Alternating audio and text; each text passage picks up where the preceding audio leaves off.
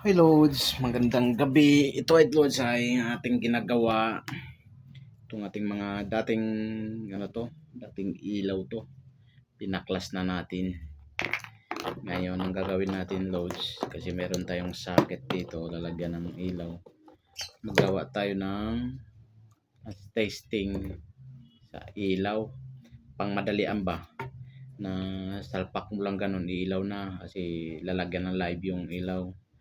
Para hindi na tayo magganyan-ganyan ng bumbilya sa mabagal yun kasi madali ang maraming unit kasi yun.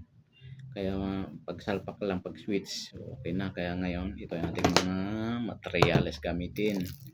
Siyempre plies, pambalat, at saka ito yung kinakabitan ng bumbilya.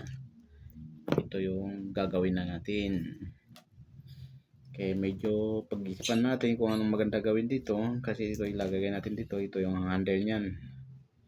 Ngayon, aabangan na lang to kung matapos na tayo. Ngayon, babalatan ko yung dulong wire na yan. Tapos ito, ikakabit ko ito dito. Ito yung positive niya. Kumbaga, yung line 1. Yan, diretsyon dyan. Yung tunong dilaw, yan ang baga kung sa yan ang line 2. Dito natin ikakabit yan, ikatap. Ngayon, para pagsalpak, kakasupply yan. Tapos yung ito naman ang ilaw, may ilaw siyempre dito, makakasupply ilaw siya, ibig sabihin gumagana yung Kaya Lods, abangan ang kasunod na mangyayari.